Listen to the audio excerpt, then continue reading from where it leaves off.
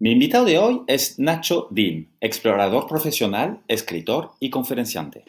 Nacho es la primera y única persona en la historia que ha conseguido dar la vuelta al mundo caminando y unir nadando los 5 continentes. De 2013 a 2016 recorrió 4 continentes, 31 países y 33.000 kilómetros a pie en solitario, sin asistencia e ininterrumpidamente para documentar el cambio climático. Entre 2018 y 2019 conecto los 5 continentes nadando para concienciar a la sociedad de la importancia de la conservación de los océanos. Es el autor de 2 libros publicados por Planeta, Libre y Salvaje y La llamada del océano. Ha impartido más de 50 conferencias internacionales y es también coach personal, ejecutivo y deportivo. Nacho ha recibido multitud de nominaciones y premios, el último el premio El Eco Awards 2023 al activismo medioambiental. Acaba ahora de finalizar la España Azul, la primera expedición científica y divulgativa navegando a vela alrededor de España, con el objetivo de elaborar el primer mapa de la historia sobre contaminación por plásticos en las costas españolas. Nacho, buenos días y bienvenido a Decodificados. Buenos días, Loic, muchas gracias. Nacho, hace 10 años casi justo, en marzo del 2013, echaste a andar desde el kilómetro cero en Madrid para volver 3 años después. ¿Te acuerdas de este primer día de caminata? ¿Cómo fue? Me acuerdo perfectamente.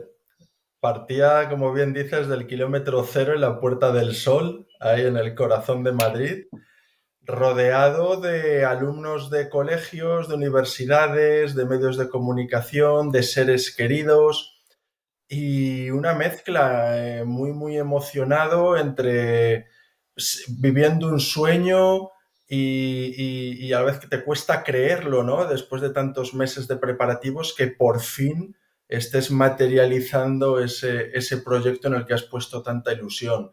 Así que empezaba a caminar hacia el este por la calle Alcalá y bueno, pues poco a poco, paso a paso, empezaba a dar la vuelta al mundo caminando, pero el primer día no llegué muy lejos, vamos, me quedé apenas a 30 kilómetros de Madrid. Claro, es que 33.000 kilómetros es difícil para uno que no camina como yo, hasta poder ver y representarte la magnitud, la Mm, cantidad de kilómetros que es esto, que es una burrada, vamos. Pero mm. sí que empiezas por 30 kilómetros, lo cual Claro, no es tanto. hasta la aventura más larga empieza con un primer paso.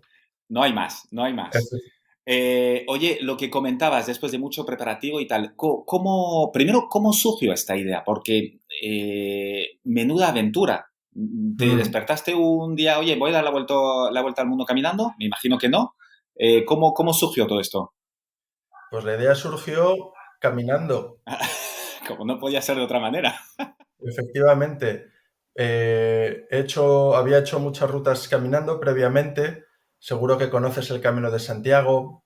Había Ajá. recorrido la Transpirenaica, que es cruzar todos los Pirineos desde el Cabo de Creus hasta Irún. Es una ruta de 40 días por la montaña, subiendo y bajando picos.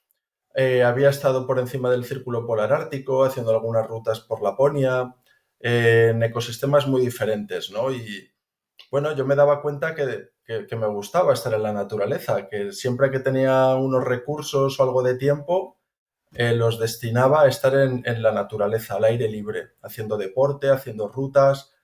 Y bueno, pues como bien sabes, tenemos unas semanas, un mes de vacaciones, lo dedicamos a hacer lo que nos gusta y luego volvemos a nuestra vida cotidiana, a nuestro trabajo convencional y claro, esas rutas cada vez duraban más, cada vez eran más largas, cada vez pues al principio eran unos días, luego unas semanas, luego empezaron a durar ya más de un mes y siempre volvía a casa y en una de ellas dije, oye, ¿por qué tengo que volver a casa? O sea, ¿por qué no sigo caminando? ¿Por qué no caminar y dar la vuelta al mundo? Y fue así como surgió la idea, caminando. Y luego ese es un poco el motor, el sueño personal, ¿no? Y por otro lado, siempre he tenido una vocación de servicio, es decir, la necesidad de que lo que haga pues tenga un impacto positivo en la sociedad o en el mundo, ¿no? Bueno, pues como persona amante de la naturaleza y del medio ambiente, pues creía que esa era muy buena oportunidad para lanzar un mensaje de cuidado del planeta. Caminar es un medio de transporte muy silencioso, muy ecológico, muy en armonía con ese mensaje que quería trasladar. Y luego, pues un medio de transporte muy bueno para documentar el estado de los ecosistemas que recorres. Si vas en avión no los ves, pero cuando vas andando ves todo, ves cada detalle de las selvas, de los desiertos, las montañas, hablas con gente local. Es una buena manera de sumergirte en los países que iba recorriendo. Así que así fue como surgió la idea. ¿Y te entrenaste? ¿Cuánto, entre el momento que se te pasa por la cabeza, oye, voy a dar la vuelta al mundo caminando y este primer paso, desde el kilómetro cero, cuánto tiempo pasó? Bueno, en primer lugar, pasan 2 años desde que la idea nace en mi cabeza hasta que tomo la decisión de hacerlo. O Casi me sea, imagino que más tiempo tomar la decisión que que ejecutarla, los ¿no? Claro, son 2 años, joder, que no es saber dónde me voy de vacaciones o qué ropa me pongo para salir o dónde voy a cenar esta noche. Es una decisión, es un proyecto vital. O sea, es una decisión en la que tienes que romper con todo. O sea, tienes que salir, ¿no? Lo que dicen salir completamente de tu zona de confort, dejar la casa, el trabajo, la familia, los amigos, soltar nuestros miedos también, porque muchas veces no emprendemos nuestros sueños por miedos, por el qué dirán, el qué será de mí. Luego no sabía de nadie que hubiera dado la vuelta al mundo caminando. Yo sé que mucha gente viaja en avión, en coche, incluso en bicicleta, pero andando no sabía de nadie. Entonces, cuando no tienes referentes o no tienes casos de si es posible, pues ahí tienes un extra de incertidumbre. Y bueno, pues 2 años, tuntún, dándole vueltas en la cabeza. Al principio, bueno, pues como algo muy utópico, muy lejano, pero que va creciendo, toma cada vez mayor presencia en el pensamiento, en el día a día, hasta que se vuelve algo inevitable, algo que dices, es que o lo hago o es que estoy desperdiciando la vida. O sea, creo que, ¿no? Creo que es un milagro estar vivos y que merece la pena, ¿no? Luchar por nuestros sueños. Y desde que tomo la decisión tienes que ir al 200%. O sea, yo siempre digo que una apuesta a medias, tarde o temprano estás firmando una derrota. Cuando vas a por algo hay que ir al 200%.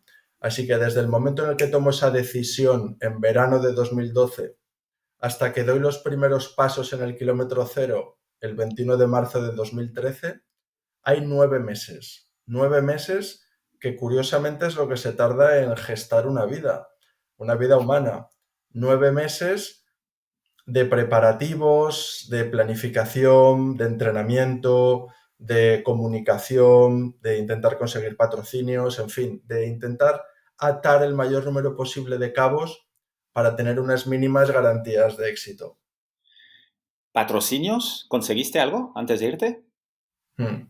Me gustaría decirte que sí, pero no, bueno, quiero decir, porque vienen bien, pero realmente no conseguí patrocinios. Yo no era un aventurero conocido y había hecho gestas, pero por mi cuenta, a título personal, y luego se trataba de una expedición sin precedentes, que no había ocurrido nunca, y con un alto índice de fracaso. Entonces, ninguna marca quería asociar su imagen a un proyecto que pensaban que iba a fracasar.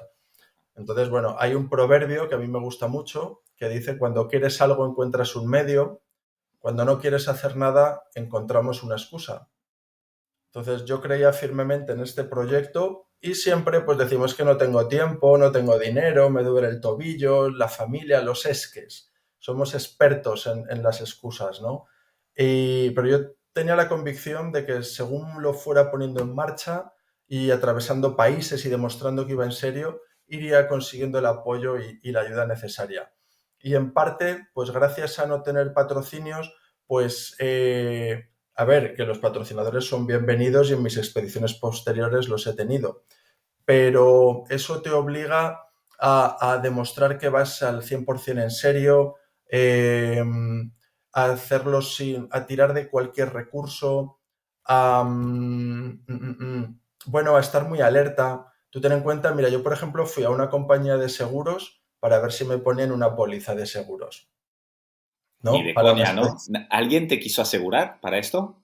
Claro, entonces me preguntaron, ¿qué viaje vas a hacer? Digo, una vuelta al mundo. Ya se miraron así, dice, ¿en qué medio de transporte? Digo, andando.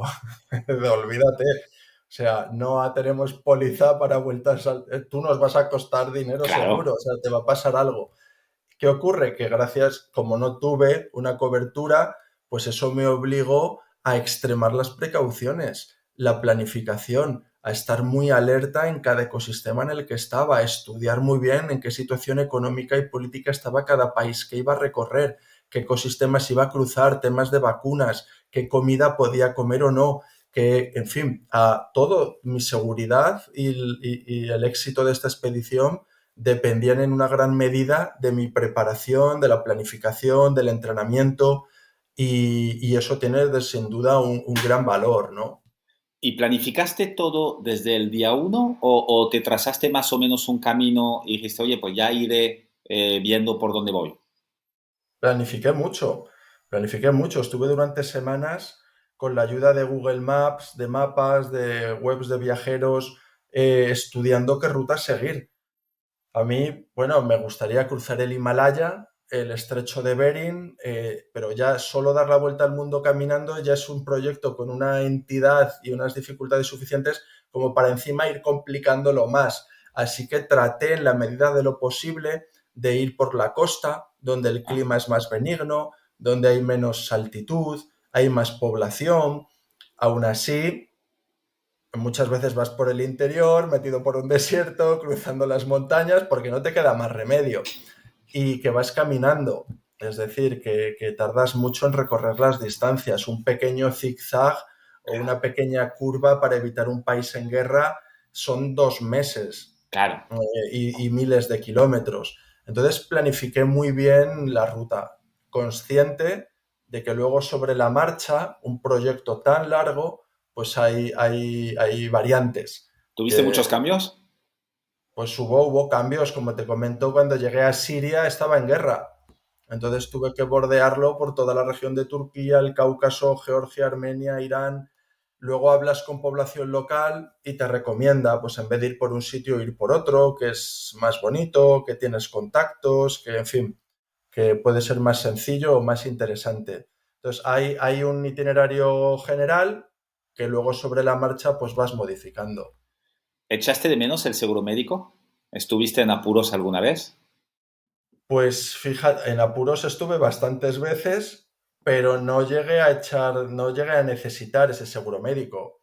He llevado, a ver, eh, yo llevo caminando muchos años y más o menos, bueno, conozco mi cuerpo, me encargo bien de estirar después de cada día, de llevar un buen calzado, de cuidarme los pies. Luego, por ejemplo, cuando es muy importante, 4 pilares. Es la alimentación, intentar comer lo mejor posible, el descanso, descansar lo mejor posible, la higiene, porque estás en unas condiciones, estás siempre en situaciones muy extremas, alejados de una ducha, de un baño, y una pequeña picadura, un pequeño roce, una pequeña herida, si no tienes la higiene adecuada, se te puede complicar, infectar y ser un problema. Y el cuarto pilar es la seguridad. ¿Mm? Entonces, 4 pilares básicos que aquí en Occidente o en el primer mundo damos por sentado y son básicos, alimentación, higiene, descanso y seguridad, pues se vuelven 4 prioridades fundamentales en las que enfocas toda tu energía. Y gracias a eso, a ese foco, a esa atención, pues no necesité un seguro médico internacional. ¿Dónde dormías? Pues al aire libre, cada día vas caminando. Entonces se hace de noche y no vas a seguir caminando, tienes que dormir. Entonces, ¿qué ocurre? Que vas siguiendo los ritmos del sol Claro, tú caminabas todo el día. prácticamente. Ten en cuenta que no rompes con la luz eléctrica. Claro. De repente estás al aire libre, entonces te levantas al amanecer y eso pueden ser las 5 o 6 de la mañana, empieza a clarear. Además es una maravilla. O sea, estar al aire libre, empiezas a ver el horizonte, cómo empieza a clarear al alba, tú ya te despiertas, vas estirando, desayunas algo, recoges el campamento y a las 6 de la mañana, depende un poco de la latitud o la estación en la que estés, pues empiezas a caminar. Y es que son unas horas del día maravillosas porque el clima está fresquito, la temperatura, oyes el canto de los pájaros, no hace calor, vas viendo cómo despunta el sol tras el horizonte y cuando son las 12 de la mañana, tú llevas ya 30 kilómetros recorridos. Imagínate. O sea, y son las 12 del mediodía. Entonces, bueno, pues sigues, ya al final he estado haciendo una media de 45 kilómetros al día. Y, Más de, y más de una maratón. cada día, claro, es que es más que una maratón diaria, sin correr, obviamente, pero hay que Sí, andarlos. a veces sí, a veces cuando me perseguían con machetes sí corría. ¿Sí te has encontrado en estas situaciones? Sí, sí, sí, he vivido momentos, antes hablábamos de momentos así muy al límite y sí, sí, he vivido momentos comprometidos, sí. Pero bueno, claro, ¿Dónde? Pero de gente que te perseguía. sí, en países de Centroamérica, por ejemplo, El Salvador es un país muy pequeñito, pero hay mucha delincuencia, las maras, la mara salvatrucha, cruzar El Salvador lo crucé con escolta de policía.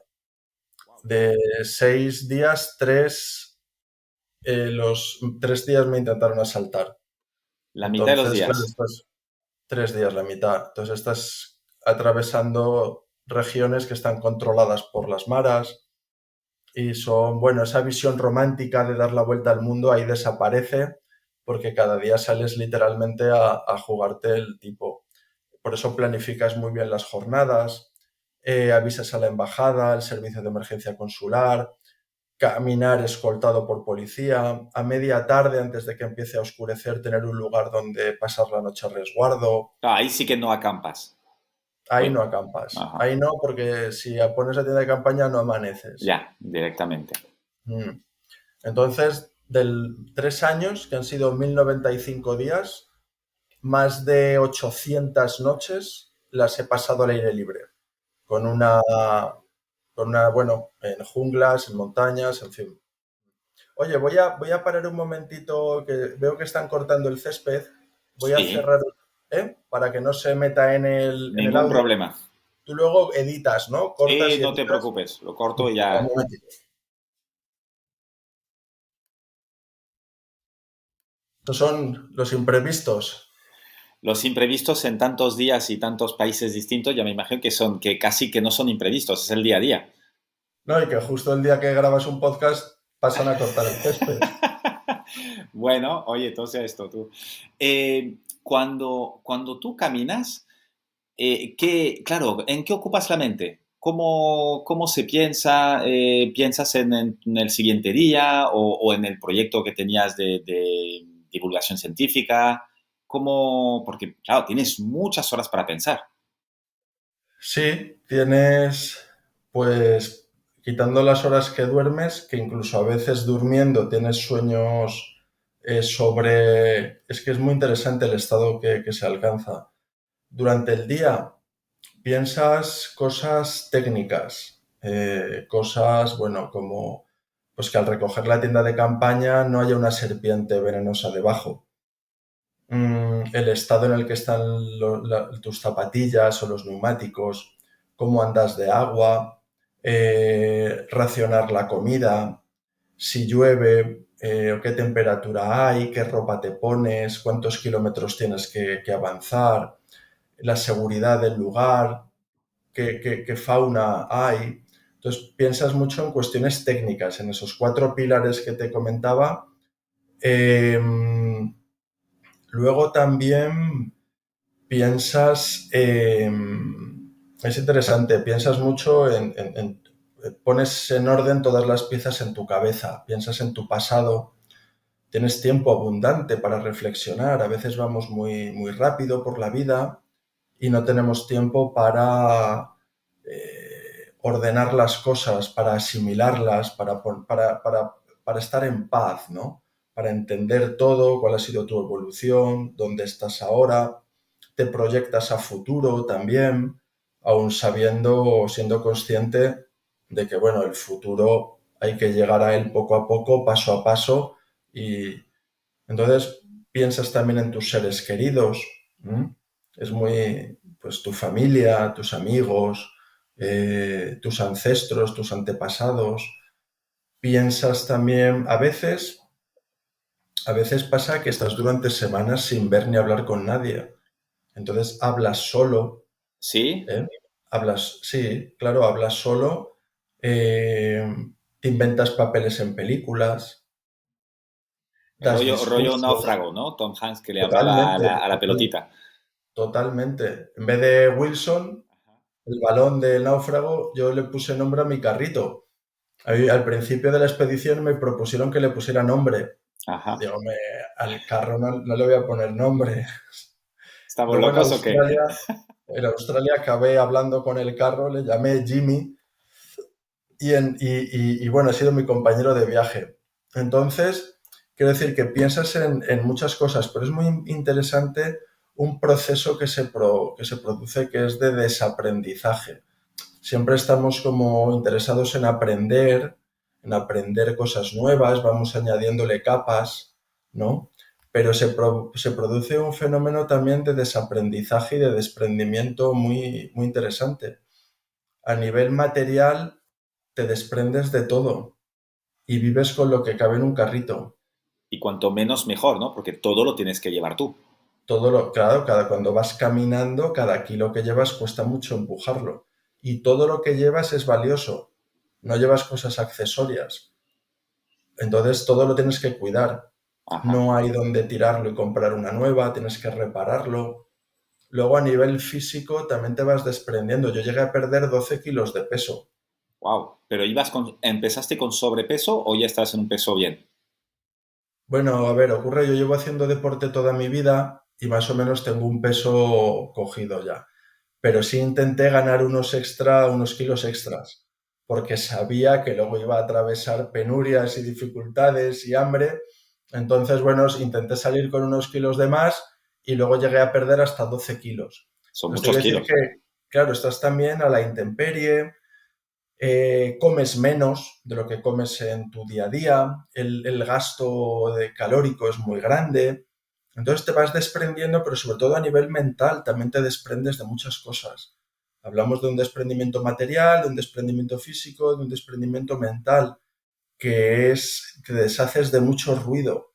Estamos inmersos en un constante bombardeo de información, de propaganda, de publicidad, de anuncios, de opiniones, de teorías, y más ahora, ¿no? Con Internet, con las redes sociales, yo creo que de vez en cuando viene bien hacer el proceso contrario, que es desconectar, vaciarte, recordar tu esencia, cuál es tu opinión, tu criterio, en fin, y filtrar, ¿no? Entonces ese proceso es muy interesante, cómo en vez de añadiendo más capas, le vas quitando capas a la cebolla y luego además vas atravesando muchos países de culturas, ideologías, filosofías, religiones diferentes y claro, dices, todo cambia.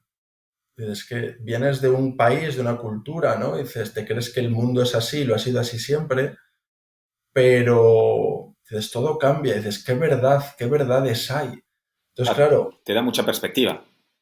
te da perspectiva, desde luego, y, y bueno, pues al final te das cuenta que siempre nos enseñan a creer de puertas hacia afuera en cosas, pero que lo realmente importante es creer en uno mismo.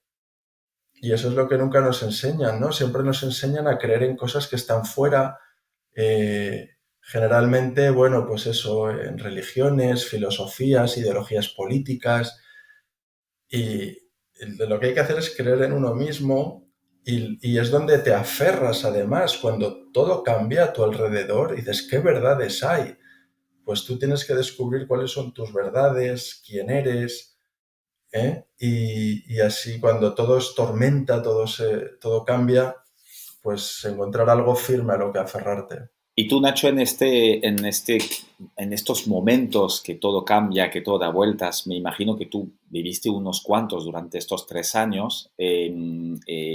¿Cómo fue la evolución de tu motivación? ¿A qué te aferrabas? Porque requiere muchísima fortaleza mental, ya lo has comentado, puedes estar una semana sin hablar con nadie ni ver a nadie. Mm. ¿Usabas alguna técnica para superar pues estas dificultades o los bajones que seguro que has tenido, además de hablar con Jimmy?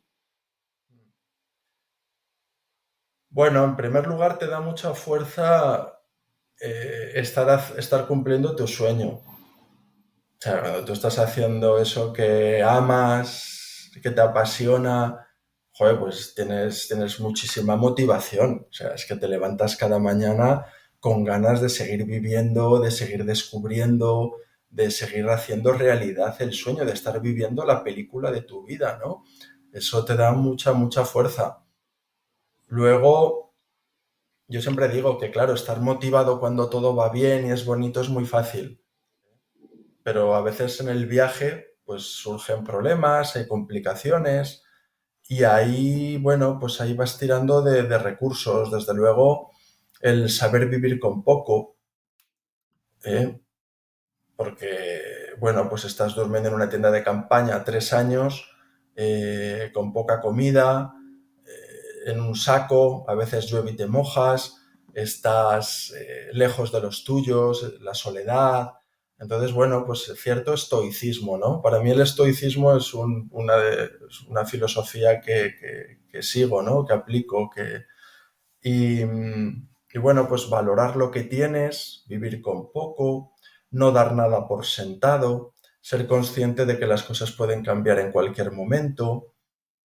Luego también el compromiso, el tener un compromiso con el proyecto que has emprendido. Entonces, joder, si cuando va mal abandonas y te vuelves a casa, saber que adquirir un compromiso, sobre todo cuando haces público el viaje, ¿no? Pues tienes un compromiso con toda la gente que te sigue en las redes sociales, con los patrocinadores que te pueden financiar, pero sobre todo un compromiso contigo mismo, un compromiso de no abandonar. O sea, yo ha habido veces que me he visualizado en casa, tumbado en la cama, sabiendo que he abandonado y digo, no, no, no, no, no, no, no, no. Ni de coña. Es que no me lo perdonarías, es que me haría sentir fatal.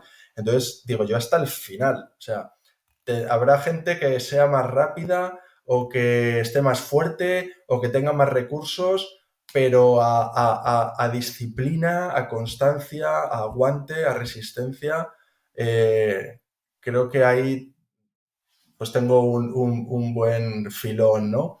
Así que esas cosas me dan mucha fuerza. También el tener un propósito, ¿eh? O sea, no solamente el sueño personal o el reto, el desafío, sino tener ese propósito de saber que lo que estás haciendo sirve para algo, que tiene una trascendencia, ¿eh? Que estás dejando un legado, que, que estás ayudando a hacer del mundo un lugar mejor. Eso te da motivación también.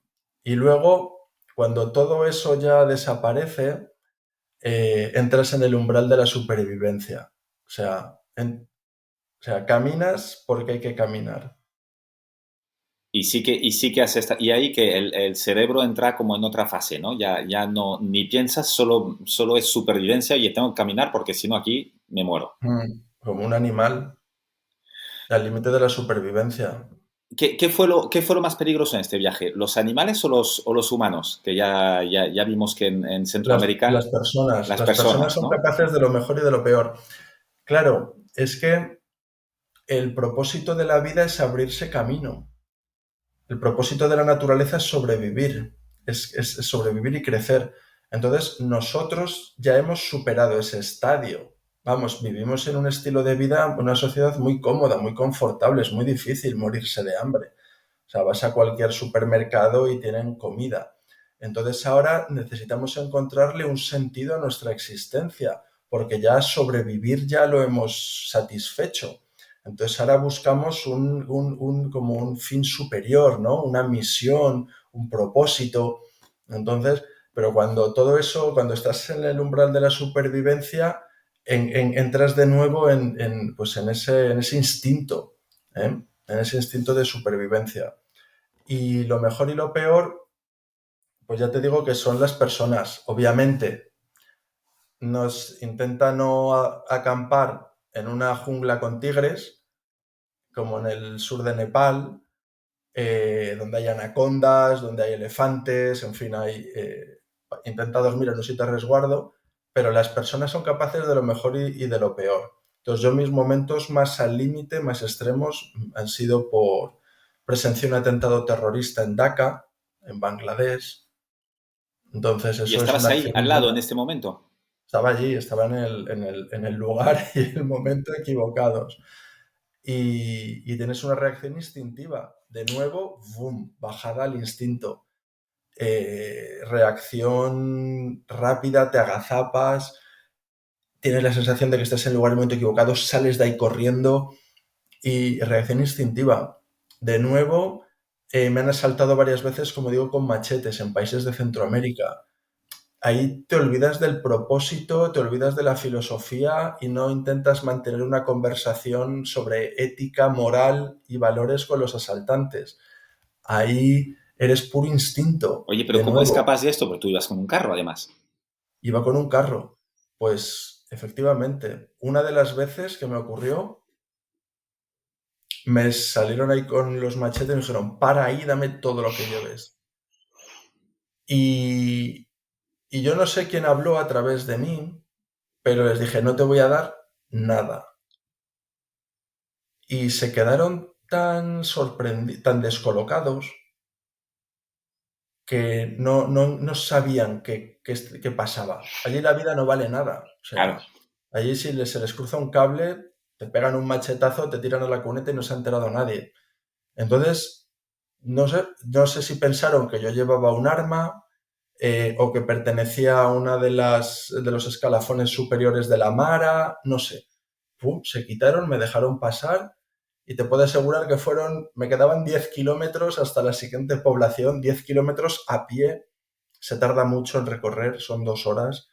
Eh, los 10 kilómetros más largos de mi vida. O sea, luego, claro, tampoco podía mirar atrás a ver si me seguían. Claro, No no puedes podías dar mostrar temor ahí. inseguridad, efectivamente. Entonces, bueno, yo iba, los tenía aquí.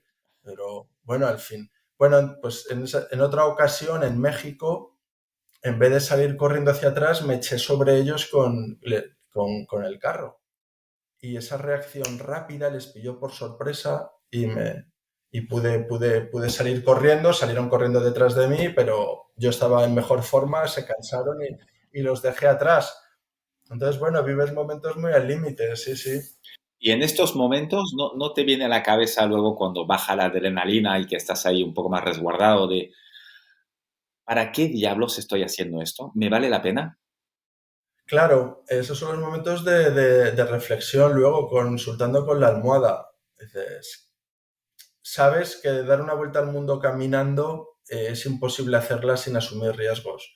De hecho, cuanto más ambicioso es el proyecto, mayor es el riesgo y mayores son las adversidades que hay que afrontar. Tantas. Entonces te surge la pregunta, bueno, ¿hasta dónde estás dispuesto a llegar? ¿Cuánto estás dispuesto a poner para conseguir tú? Entonces es una reflexión que te haces. Dices, bueno, y si yo pierdo una pierna, por la razón que sea, seguiría. Pues me pongo una pata de palo y sigo. Si te Si te preguntas llegaste a hacer estas preguntas, Sí, sí, sí, claro que sí. Y si dices, ¿qué tendría que ocurrir para que yo dejara? Y al final dices, bueno, si fallece un familiar, un ser querido, regreso a España, pero luego retorno y continúo. Afortunadamente no pasó y lo hice todo del tirón, que era el objetivo. ¿has vuelto a algunos lugares luego de los que has visitado caminando? Mm, sí, he vuelto a Turquía, he vuelto a México, he vuelto a Perú, he vuelto a algunos países, he vuelto a unos países por otros motivos, ahora con motivos, por otro tipo de motivos, por conferencias, por ejemplo, motivos profesionales, pero he visto a personas que vi en su momento. Y fuera de motivos profesionales, es decir, un lugar dos o tres, lo que sea, que tú dices, oye, yo ya he vuelto porque realmente me ha dejado pues una impronta muy fuerte o un lugar o una persona y ha hecho que yo o haya vuelto o quiera volver ahí? He conocido personas muy, muy especiales mm, con las que mantengo el contacto, pero luego me embarqué, cuando terminé la expedición, me retiré un año a escribir un libro. Estuve un año en una casa en la montaña escribiendo mi primer libro, Libre y Salvaje, y eso me sirvió bueno, para aterrizar un poco después de una experiencia tan intensa. Pero enseguida me embarqué en una nueva aventura, la de unir los continentes nadando. Claro, no tuviste tiempo ni de pensar en, oye, No, no, ya la vida sigue, la aventura continúa y hay nuevos retos, nuevos sueños, proyectos y no, también he recibido la visita de algunas de estas personas ajá. aquí en España y sí, ¿Y pero cómo yo te siempre digo que comunicas con gente? Porque claro, no todo el mundo hablas inglés, me imagino, pero no todo el mundo habla inglés y mm, castellano. yo siempre digo que después de esta vuelta al mundo tendría que dar otra de agradecimiento. O sea, volver a dar otra encontrándome con todo el mundo y todas las personas, que fueron miles de personas de agradecimiento, ¿no? De la gratitud. La gratitud, desde luego, es uno de los aprendizajes más valiosos. ¿Y cuál era la pregunta que me has hecho posteriormente? No, Ah, si luego tú cuando vuelves, si estás quisieras volver a ver gente y sí, si lo has hecho ya o no. no, pero luego, no, lo he hecho, he visto algunas y luego ha habido personas que han regresado. Pero no, continúo, vamos, la vida sigue y sigo haciendo proyectos y viajando a nuevos países y conociendo nuevas personas. Oye, y lo que comentabas, que era una de mis dudas estas de cómo te vuelves a integrar a una vida cotidiana después de semejante aventura, pero ya casi las contestado. ¿Te fuiste a una casa solo? Sí, sí, me fui a una casa en el norte, en Asturias, una casita en la montaña. Y bueno, cuando yo termino la vuelta al mundo caminando, o sea, cuando llego 3 años después a la misma Puerta del Sol por el oeste, por la calle contraria, parece que he llegado, que he terminado el viaje y que sigo con mi vida normal. Pero es que yo ya no soy el mismo ni la vida es la misma.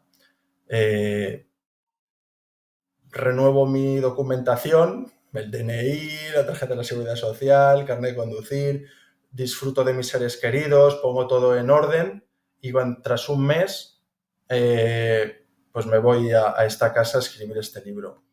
Y fue un año, pues la verdad que muy productivo también. Al final dices, bueno, la vuelta al mundo caminando fueron 3 años, pero ponle 2 previos de toma de decisión y preparativos, ponle uno después de escribir el libro, al final se te va el proyecto a 6 años.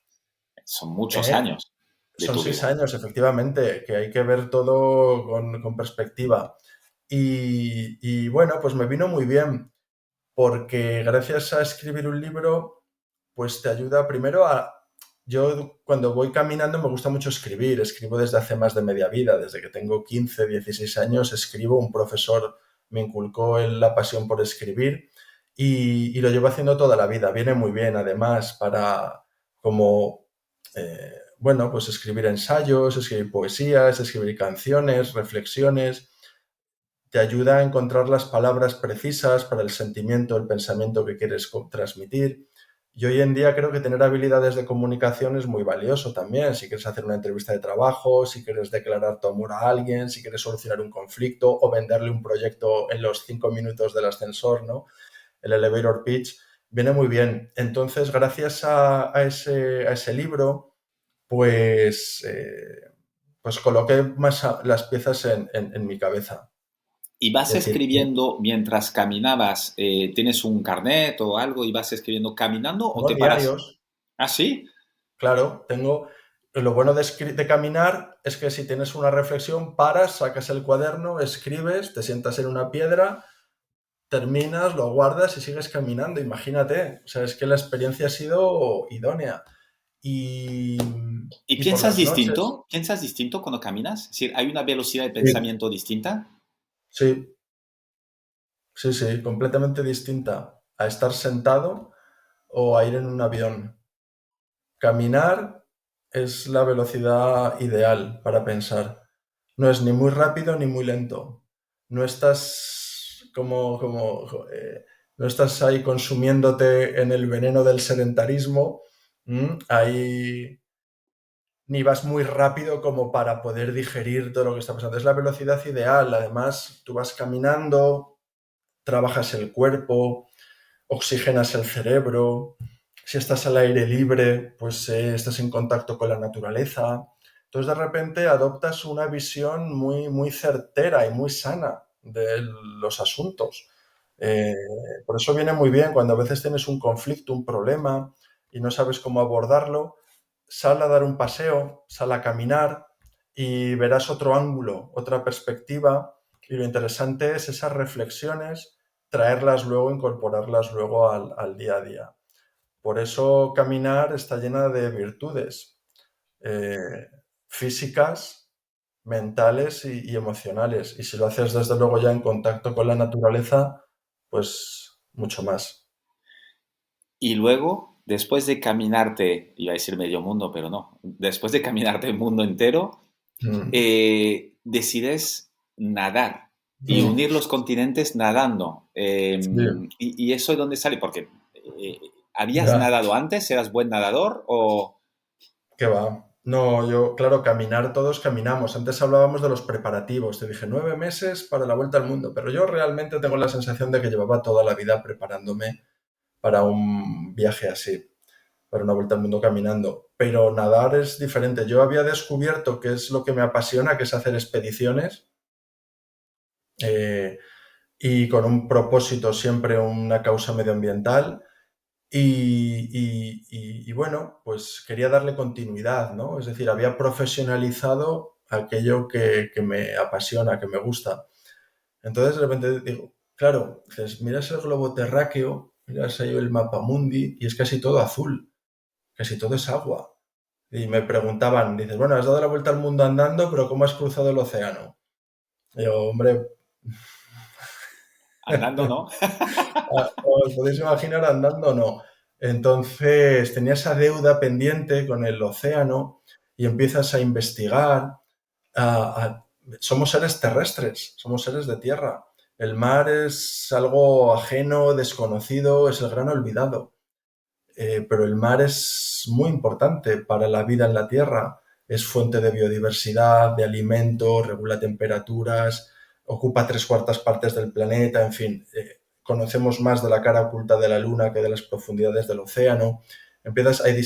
Hay un único océano conectado por distintas partes. ¿No? Empiezas a investigar y a darte cuenta de lo importante que es la salud del océano para la salud de la humanidad y del planeta.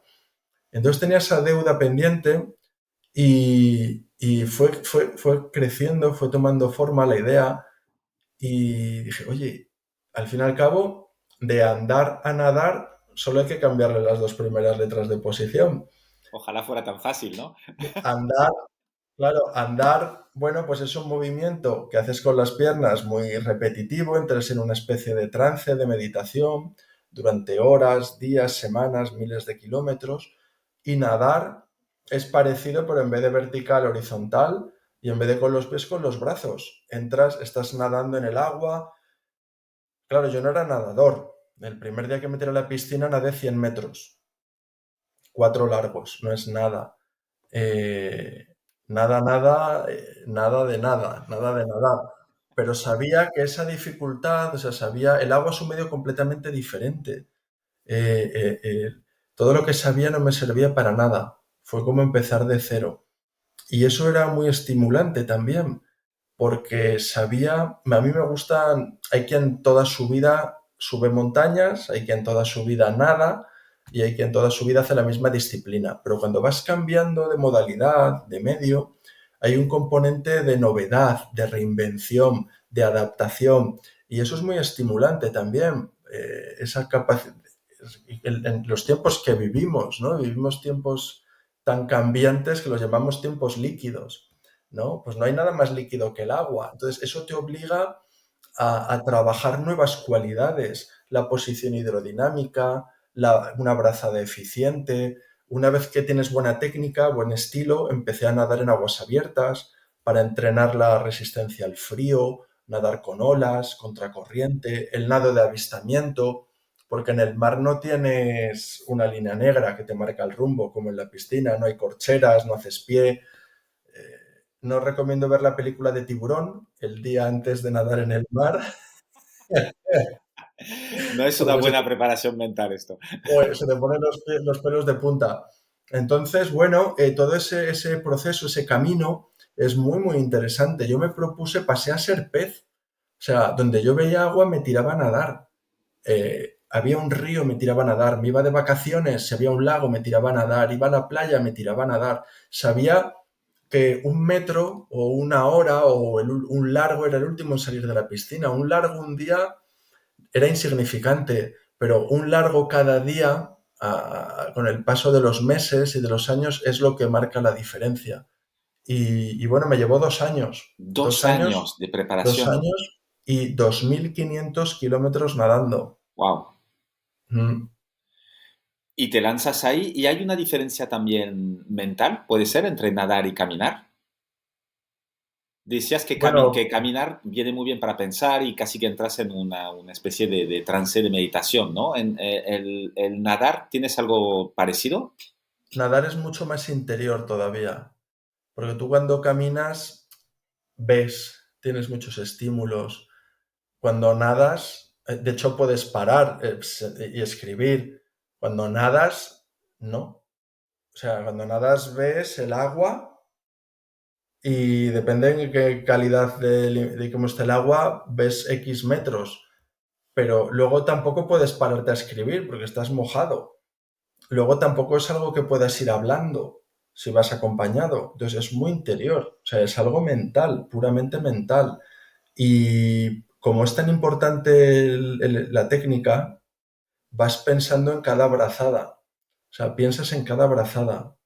Tú imagínate que la brazada que estás dando, las sensaciones sean lo mejor posibles, que estés dando una buena brazada que te haga avanzar lo máximo posible. Luego también cantas, te viene una canción a la mente y la repites en bucle. Ah, sí. O sea, sí, sí, sí, sí, estás con una canción, de repente, a ver, ocurre algo, pum, y te saca de ahí. Eh, o tienes que habituallar, o ves algo moviéndose, o X, ¿no? Vas pensando en cosas. Llevas 2 embarcaciones de apoyo, Ah, ahí no lo puedes hacer solo esto. No, no, no, no. Ahí estás en mitad del océano y tanto por marcarte el rumbo como por seguridad tienes que ir acompañado. No, porque Entonces ¿cuánto llevas, duraban las travesías?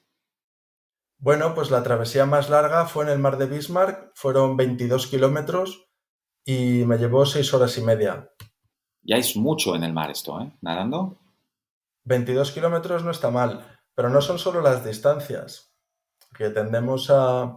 son las condiciones en las que nadas esa distancia.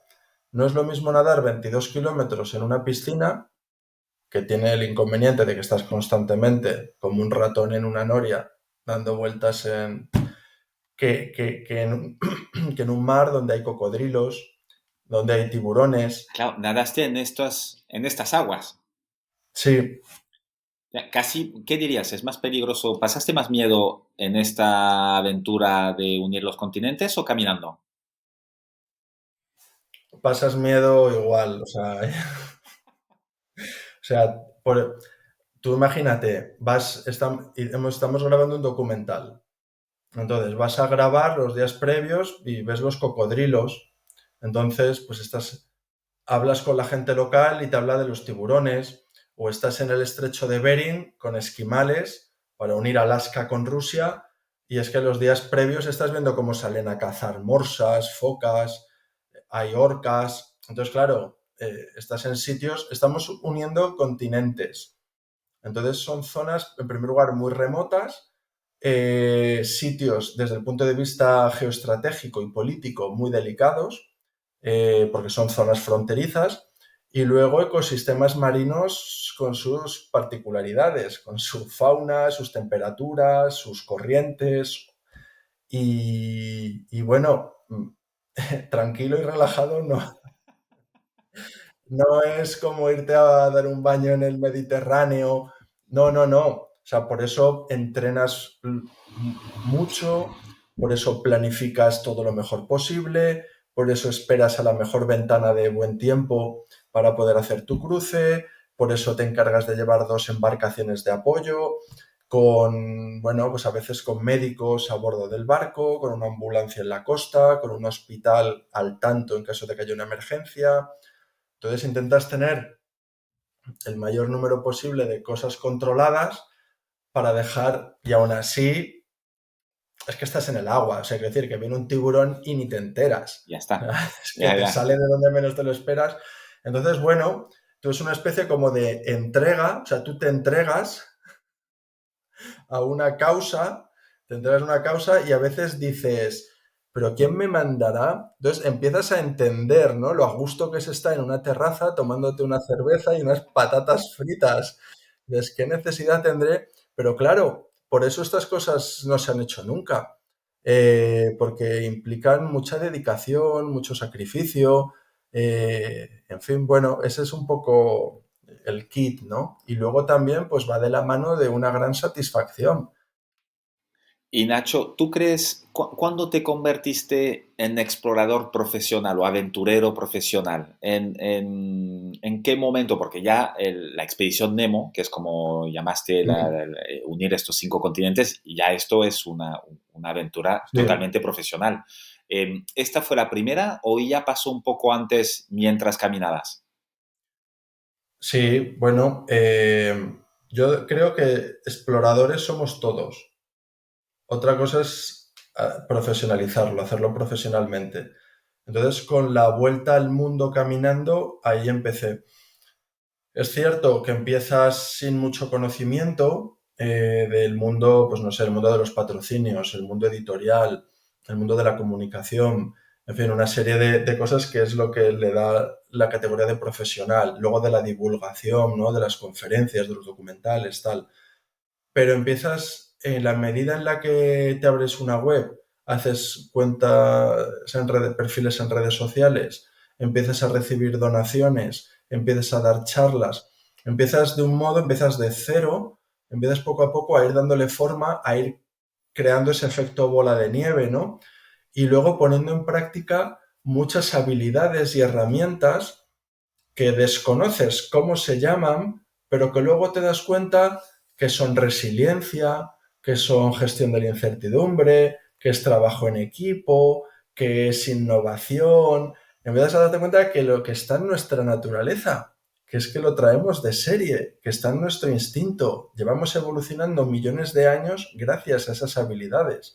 Entonces, de repente, bueno, empiezas a darle forma y dices, anda, pero si lo que he hecho ha sido gestión de la adversidad, entonces empiezas a... Por eso escribir el libro me vino muy bien, el empezar a dar conferencias en empresas también y sobre todo, bueno, que es una experiencia, que es una historia real, es una historia vivida en primera persona, es una historia auténtica, con lo cual tiene un extra de credibilidad, es pionera, es la primera vez que se hace, también pues tiene un componente de exclusividad porque no se ha hecho nunca antes.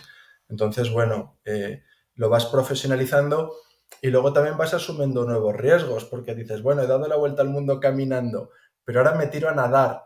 Entonces, si no lo consigo, estoy echando por tierra, por la borda todo el trabajo hecho. Entonces, es ahí, esa bifurcación de caminos es o me consolido, me reafirmo, si consigo culminar la expedición Nemo, es un golpe en la mesa en decir, estoy aquí, ¿no? Lo que he hecho antes lo estoy consolidando. O bueno, si no lo consigues, bueno, en fin, esas son dudas que uno tiene. No, claro.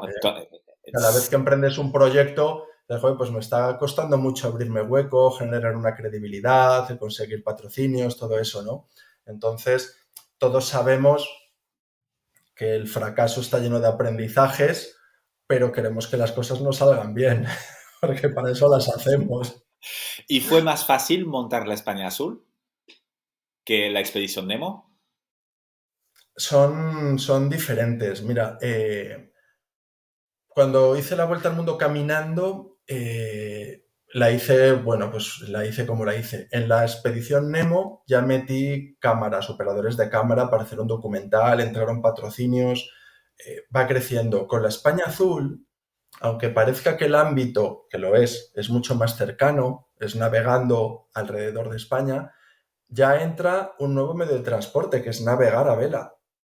Yo he tenido que aprender. O sea, yo no nací en un barco. Entonces tienes que aprender, sacarte las titulaciones, ganar horas de experiencia. Luego hemos dado el salto a la investigación científica. Es decir, ya no es las entrevistas que yo he hecho a gente local, lo que he podido documentar con mis ojos, sino que ya hay un procedimiento científico riguroso.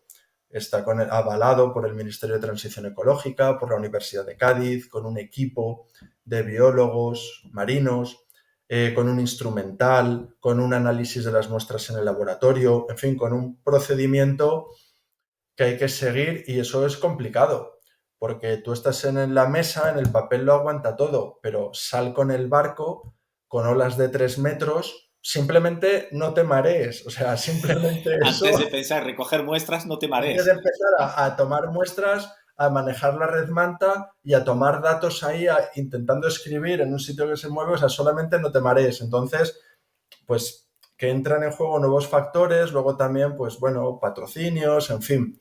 Eh, no ha sido más fácil, desde luego. De hecho, ha sido bastante complicada.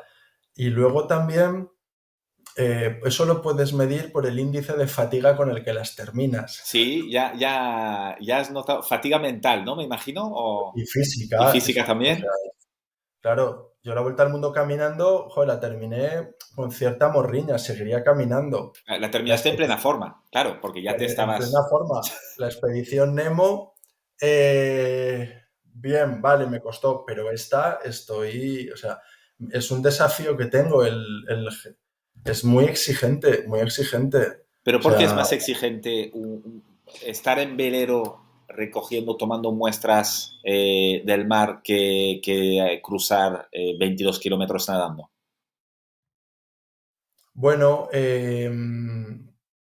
aquí hay muchos viajes, o sea, estos son 10 meses non-stop.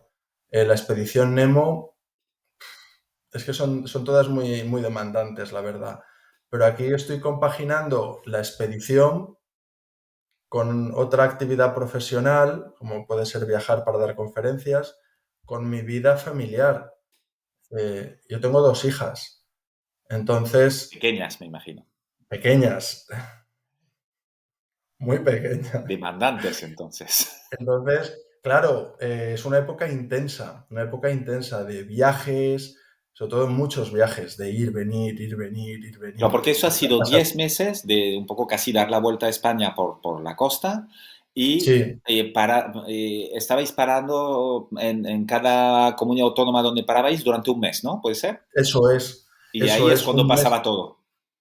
Claro, pero es que no está solo la parte de la navegación, que tienes que encargarte del barco, gestionar el tema de la meteorología, los amarres, el combustible, todo lo que es los patrones, en fin, toda la parte náutica. Luego está toda la parte científica, que es aprovechar las mínimas ventanas para salir con el barco a tomar las muestras, el envío de las muestras al laboratorio, pero es que luego está la parte de divulgación. La parte de divulgación significa dar charlas en colegios, en universidades, en empresas, actividades de team building, limpiezas en playas, invitar a gente al barco, medios de comunicación, entrevistas. Entonces, es como que de repente tienes todos los huecos rellenos y si tienes un momentito, pues te vas a casa. No, no, ha sido muy exigente. Pero bueno, como dicen, pues todo por la causa. Todo por la causa. Es una expedición también pionera. Estamos elaborando el primer mapa que existe sobre contaminación por plásticos en nuestras costas y eso pues es información muy relevante porque bueno pues va a sacar a la luz unos datos y unas conclusiones que se desconocían y que son vitales para pues para tomar decisiones para la ciudadanía, para las empresas y las autoridades, ¿no? Ya hay estudios científicos que han comprobado que tenemos micro y nanoplásticos en el cuerpo, en el Debido a torrente lo que echamos sanguíneo, luego al agua y a todo, ¿no? todo, todo, todo, todo, todo. O sea, cuando lo ves con tus propios ojos te llevas las manos a la cabeza. O sea, cuesta creerlo, pero cuando lo empiezas a ver dices, es que está todo lleno. Bueno, ¿y qué habéis encontrado? Porque hace poco vino aquí en el podcast Amaya Rodríguez de Gravity Wave, no sé si la conoces, Mm. Sí, sí. que recogen ahí pues plástico del mar básicamente para transformarlo y reutilizarlo. Y me decía ella que lo que más encontraban en el mar eran redes de pesca. Mm. Vosotros que ibais, me imagino, una cosa mucho más chiquita, ¿qué es lo que más te ha sorprendido? ¿Qué habéis encontrado tanto en la costa como en las playas, ¿no? Porque hacíais también limpieza de playas.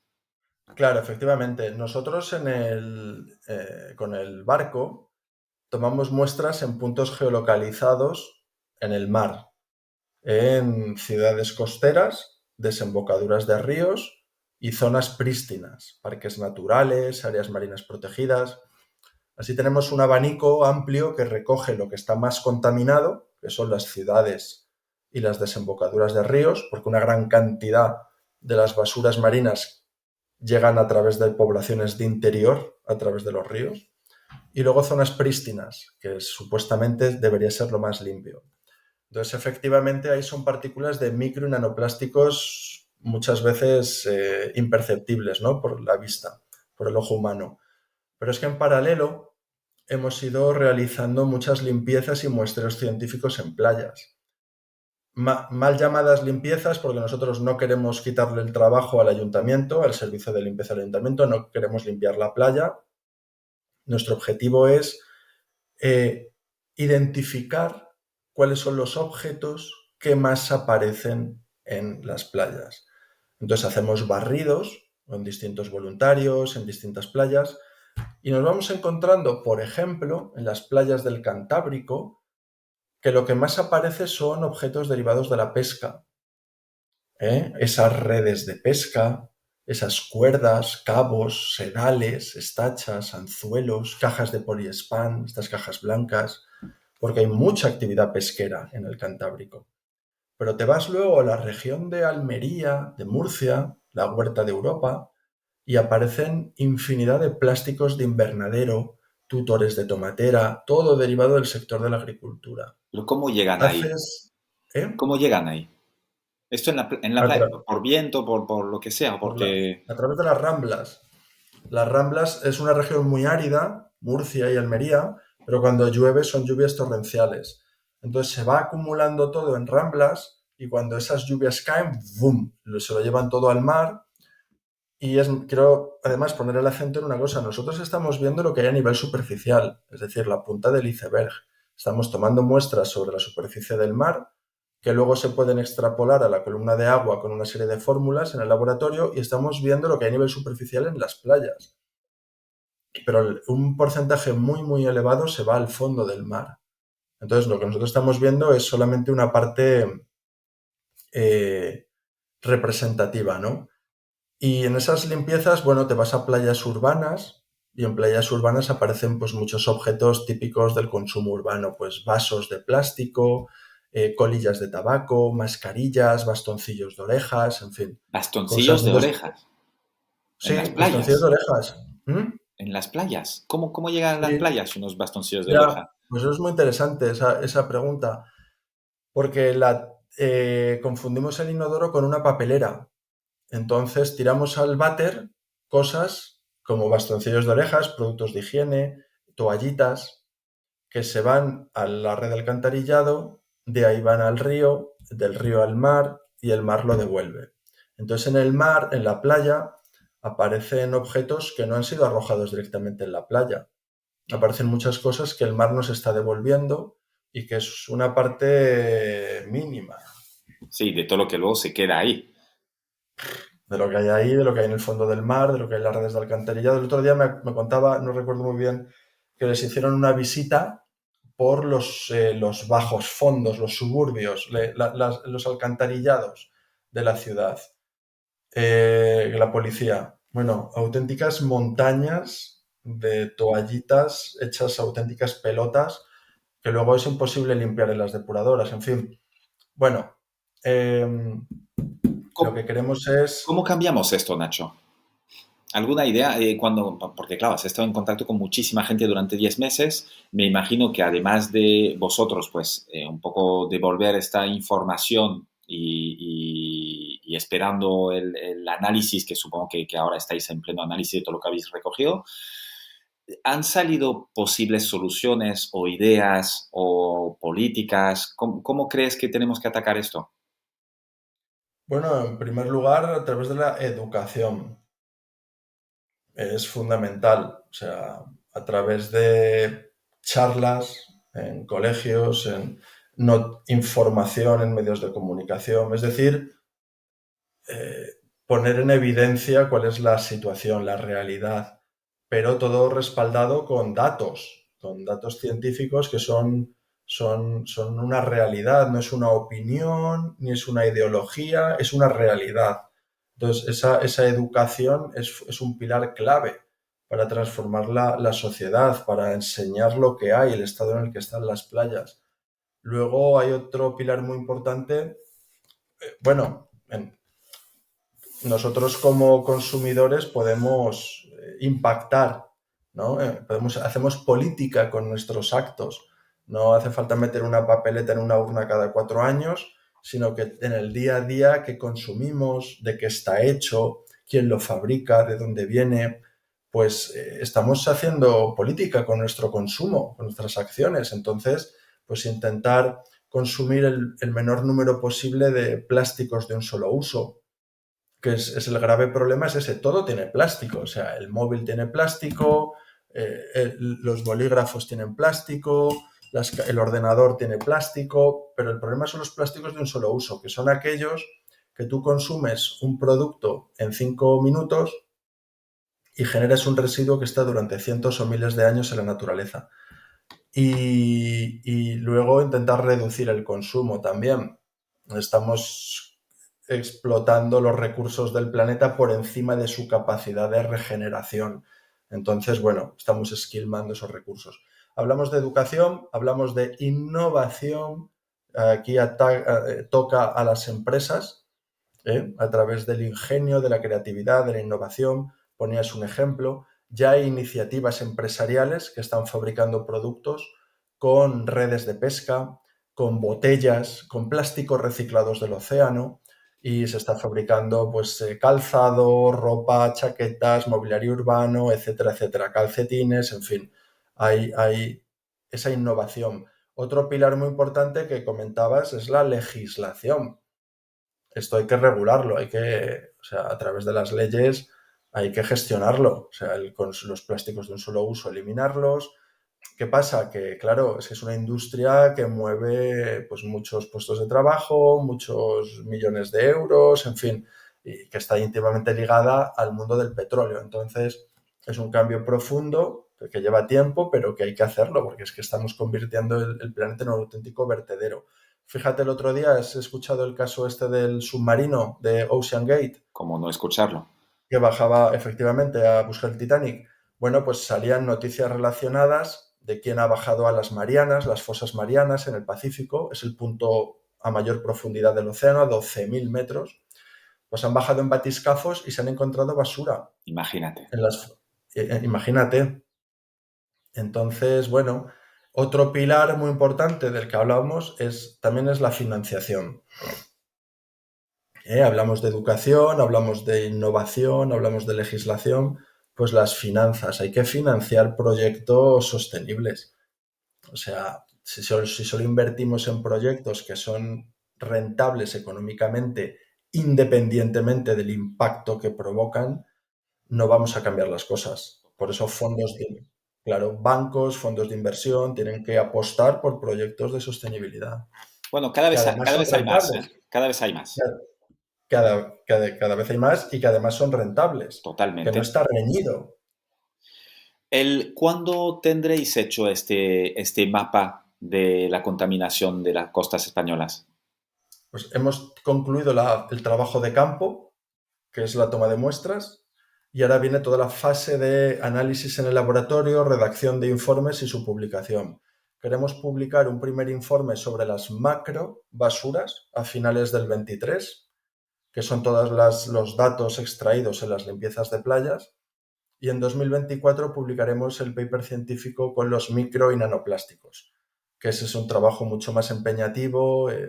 Solo una muestra lleva un día entero de análisis. Imagínate. ¿Dónde se puede seguir esto? En la web del España Sur, ¿no? Diréis ahí. Bueno, iremos publicando algunas cosas, pero ¿qué ocurre? La ciencia va a otro ritmo diferente. O sea, tú haces expediciones, haces entrevistas, está el tema de los patrocinios, eres el primero que quieres empezar a publicar datos, comunidad por comunidad o playa por playa, pero es que pasan dos cosas. Perdería sentido entonces publicar un mapa cuando ya has ido publicando todo por fascículos, y luego que ya las personas tienen un límite de atención. Cuando has publicado ya 3 playas o 3 comunidades, pues ya o eres muy fan. Entonces lo que queremos es publicar todo de una. Y luego hay otro factor, en la ciencia también hay rivalidad y hay competencia y hay piratas, hay malas prácticas. Entonces hay que ser muy cauto con los datos que se publican, porque si tú los haces públicos, lo que te ha costado 10 meses de expedición y 2 años previos de preparación, viene alguien que en pim pam, te saca un análisis unos meses antes y ya has perdido todo El efecto la tuyo. exclusiva. Claro. Entonces, bueno, eso son cosas que vamos aprendiendo, que la ciencia lleva a otro ritmo, y lo haremos así. Nacho, tenemos que ir cerrando. Eres un pozo de sabiduría y de ejemplos, así Anda, que podría durar esto eternamente, pero el tiempo es limitado. claro. Eh, ¿Qué lees tú? ¿Cómo mejoras? ¿Cómo te formas? ¿Qué tipo de lectura haces y qué nos podrías recomendar? Pues, no sé, 3, 5 libros que más regalas o que más has leído o que más te han impactado. Bueno, yo soy muy autodidacta, es decir, siempre voy siguiendo un poco mi curiosidad y leo de todo, he leído de todo. Me gusta desde la poesía, mm, me gusta mucho Miguel Hernández, un poeta español, ¿no? Pues una antología poética de Miguel Hernández. Una narrativa también. Por ejemplo, Juan Gaviota. Es un pequeño cuento, pero muy bonito, sobre la libertad, sobre el sentimiento de pertenencia, sobre el ser social, ¿no? Es una historia muy, muy bonita. Me gusta también, por ejemplo, sobre una narrativa, una nature writing que llaman, una escritura relacionada con la naturaleza. Henry David Thoreau escribió Walden, es un clásico de la literatura. La vida en los bosques, alguien que se retira a vivir en una cabaña, en un bosque, y bueno, pues sus reflexiones, ¿no? Es muy, muy interesante. Otro libro también muy interesante, La rebelión de Atlas, de Ayn Rand. Es, es un librazo también. Es largo, es un libro denso, pero es muy bueno, es una obra maestra. Y como, bueno, pues voy a hacer también marketing, y mi propio libro, Libre y Salvaje, es muy buen libro, va por la 8ª edición, o sea, los lectores dan fe de No ello. solo lo dices tú, sino que los No lo lectores. digo yo, sino que está respaldado por... Es muy buen libro, y bueno, pues ahí ya van 5 títulos, 5 libros. Ah, mira, ahora que comentas el de Toro, el de Walden, también hace poco yo leí el de Beatriz Montañés, Mi Adela, que te recomiendo si no lo has leído. Ajá, me lo También apunto. es un libro que escribió ella sobre sus 5 años viviendo en una cabaña a 20 kilómetros del primer pueblo. Ajá, Te va a gustar. Si te ha gustado el de Toro, seguro que seguro. este también te va a gustar. Nacho, ¿algún documental, peli también que nos quieras recomendar? Soy poco, por no decirte nada, de ver televisión, no sé. Es una película muy antigua, pero me vienen Las aventuras de Jeremiah Johnson. Es la historia de, bueno, pues un cazador eh, que vive en la naturaleza y se relaciona con, bueno, pues con los indios de Norteamérica, en fin. Es una película, creo que es de los años 70, años 80, por poner un ejemplo, ¿eh? Ok. Sí, sí. No soy muy de ver televisión, Va, ya sí. nos has recomendado 5 libros, lo cual ya con esto ya tenemos bastante. Sí, sí. Nacho, para cerrar, si pudieras poner un mensaje en una lona gigantesca delante de todas las Mm. escuelas de España o incluso de todos los países que atravesaste caminando, para que la viera pues todos los que entran a la escuela, los que salen, los que pasan delante, ¿qué pondrías ahí? Pues pondría una frase que me dijo una persona muy especial en Serbia durante la vuelta al mundo caminando, que me ha dado muchísima fuerza en los momentos de flaqueza o de debilidad o de dudas, ¿no? Y que pensé en escribir en el carrito para poder verla todos los días. Y es, si hay alguien de hacerlo, si hay alguien capaz de hacerlo, ese eres tú. Para que quien lo lea se sienta capaz y sepa el tremendo potencial. La verdadera fortaleza es mental, ¿eh? Y yo creo que lo primero lo que deberían enseñarnos es a creer en nosotros mismos. Así que esa sería la frase. Si hay alguien capaz de hacerlo, ese eres tú. Excelente frase. Y sí que ya entiendo que te haya servido mucho en estos Mm, 3 años e incluso en las siguientes aventuras. sí, Nacho, te agradezco muchísimo el tiempo, tu forma de compartir esta elocuencia y esta capacidad de transmitir la pasión en lo que haces y la causa, el propósito que estás siguiendo. Te publicaré en las notas del podcast todos los enlaces a las aventuras y a los para que se pueda seguir pues también la España Azul, que sigue en marcha, y también todo lo que hemos comentado de libros y la película. Y espero, deseo, no sé si tienes ya en marcha o en mente algo que ya te va rondando para la siguiente. bueno, poco a poco. Vamos a terminar esta, pero sí, no te voy a negar que ya voy soñando con nuevos proyectos. Vamos a ver. Oye, Tengo ahí después un par, después de caminar, nadar e ir en velero, te queda ahí bicicleta y otros medios. muchas cosas, afortunadamente, muchas. Vamos a ver, ya, bueno, a ver si tal vez de cara a 2024, 2025 vamos viéndolo. ¿Por dónde te También, seguimos?